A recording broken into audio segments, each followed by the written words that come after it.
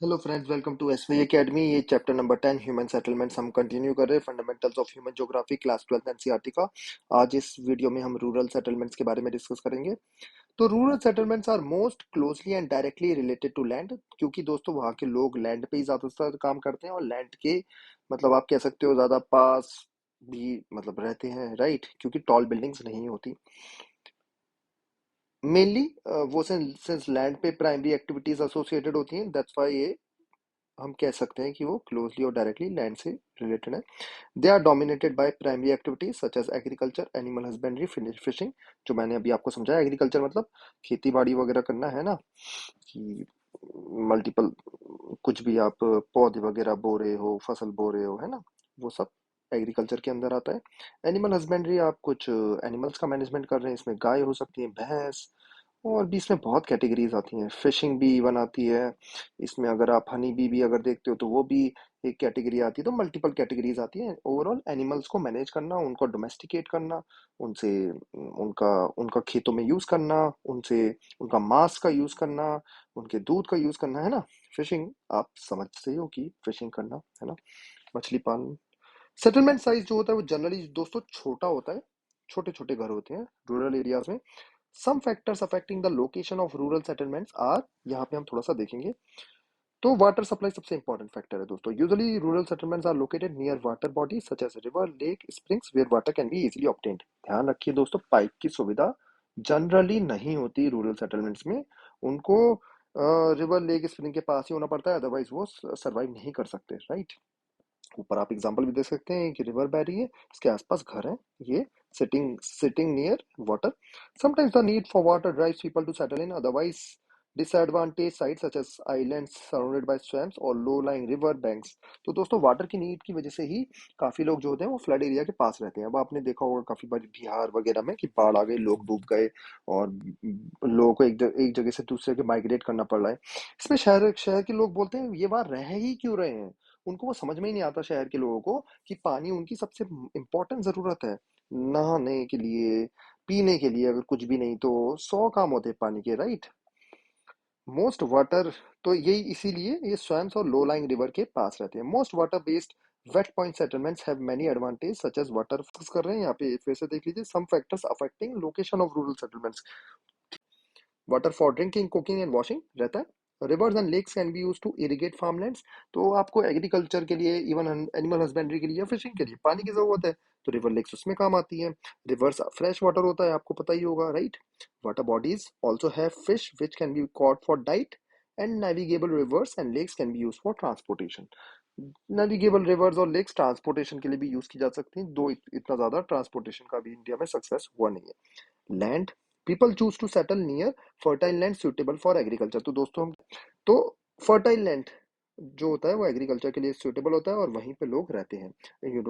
In Europe villages grew up near rolling country, avoiding swampy low lying land, while people in Southeast Asia choose to live near low-lying river valleys and coastal plains suited for wet rice cultivation।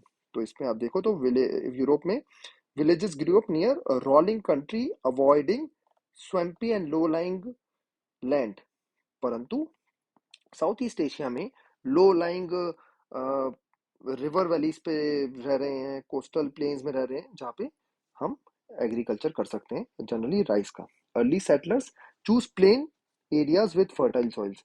जो पहले settlers थे पुराने time में, या किसी नए land पे भी जब लोग अपना बिछाते हैं कि इस रहने का सोचते हैं, तो वो फर्टाइल सॉइल सबसे पहले देखते हैं कि खेती वहां पे हो सके, राइट। आप देखो तो यूरोप में villages grew up near rolling country, avoid swampy and low lying land, ठीक है। लेकिन साउथ ईस्ट एशिया में इसका थोड़ा सा उल्टा है, ठीक है। अपलैंड देखते हैं। Upland which is not prone to flooding was chosen to prevent damage to houses and loss of life. तो मल्टीपल रीजंस देख रहे हैं, मैंने आपको पहले ही लेक्चर में समझाया था कि मल्टीपल पॉइंट्स होते हैं। लैंड, यहाँ पे देखो फर्टाइल एरिया में रह रहे हैं लोग जहाँ पे बाढ़ का खतरा है। दूसरा अपलैंड, अपलैंड में इसलिए रह रहे हैं कि वहाँ पे बाढ़ का खतरा नहीं है, ठीक है। अपलैंड मतलब ऊपर वाला land. Thus, in low-lying river basin, people choose to settle on terraces and levees, which are dry points। ठीक है, low-lying river basins में जनरली लोग terraces और levees पे रहते हैं। In tropical countries, people build their houses on stilts near marshy lands to protect themselves from flood, insect and animal pests। ठीक है, ट्रॉपिकल कंट्रीज में बड़ा खतरा रहता है, बारिशें भी खूब होती हैं, इंसेक्ट्स का भी खतरा, एनिमल पेस्ट का भी खतरा। तो generally people build their houses on stilts near marshy land, थोड़ा ऊपर रहता है वो। बिल्डिंग मटेरियल देख लेते हैं। ये देखिए हाउसेज ऑन, जो अभी ऊपर समझाया हुआ है ना, हाउसेज ऑन स्टिल्ट्स, तो स्टिल्ट्स के ऊपर हाउसेज बने हुए हैं, यहाँ पे लोग रह रहे हैं, ठीक है, जिससे वो बचे रहे कीड़े मकोड़ों से, सांप बिच्छू वगैरह, है ना। बिल्डिंग मटेरियल देखते हैं, चौथा point. Availability of building material, wood, stone near settlements is another advantage. Early villages were built in forest clearing where plenty wood was available, तो वुड जहाँ पे काफी ज्यादा अवेलेबल था वहां पे लोग सेटल होते थे, जिससे घर बना सके। In loess areas of China cave dwellings were important, तो केव में रहते थे। Africa savannahs building materials were mud mud bricks, ठीक है, अफ्रीका में सवाना जो ट्रॉपिकल फॉरेस्ट है वहाँ पे मड ब्रिक से बनाते थे।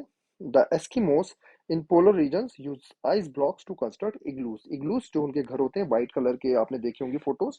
तो एस्किमोस जो होते हैं वो पोलर रीजन में वहां पे रहते हैं, आइस ब्लॉक से घर बनाते हैं, ठीक है। तो बिल्डिंग मटेरियल भी काफी इंपॉर्टेंट है, उसके बेसिस पे डिसाइड करते हैं कि कहाँ रहना है। Defence, during the times of political instability, war, hostility of neighbouring groups, villages were built on defensive hills and islands, जहाँ पे अटैक करना थोड़ा टफ होता है।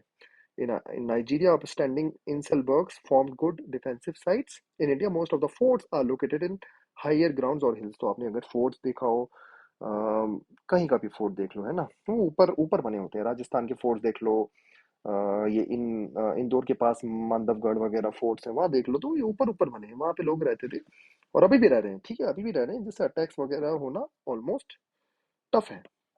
और आजकल अफगानिस्तान वगैरह जो एरियाज हैं वहाँ पे लोग जनरली प्रेफर करते हैं ऐसी जगह पे रहे जहाँ पे बच के रहे। Plant settlements, sites that are not spontaneously chosen by villagers themselves. Plant settlements are constructed by governments by providing shelter, water, and other infrastructure on acquired lands.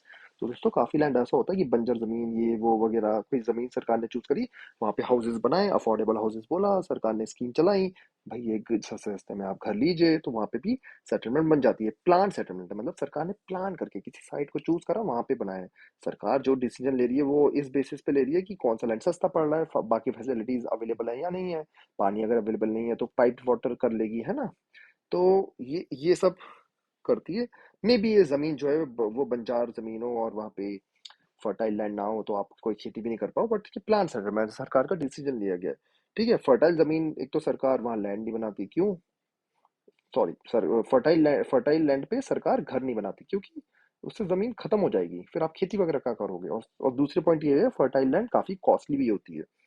The scheme of villagization in Ethiopia and the canal colonies in Indira Gandhi Canal command area in India are some good examples. तो Indira Gandhi canal Rajasthan वगैरह से जा रही है वहां पे, और Ethiopia में भी जो विलेजेस बनाए गए हैं वो प्लांट विलेजेस हैं। इंडिया में तो काफी जगह प्लांट विलेजेस बनाए गए हैं दोस्तों, और उसके मल्टीपल पॉइंट्स होते हैं जो मैंने आपको समझाया। तो ये सब पॉइंट्स है, water, land, upland, building material, defence, plant settlements, इन सबको मिला मिला के होता है पॉइंट्स। ये सब हमें कंसिडर, और भी आपको क्या लगता है कि किस बेसिस पे हम रूरल सेटलमेंट करते होंगे, और भी कोई पॉइंट हो सकते हैं, वो आप कमेंट सेक्शन में बताइए। दैट्स ऑल, नेक्स्ट वीडियो में रूरल सेटलमेंट पैटर्न पढ़ेंगे।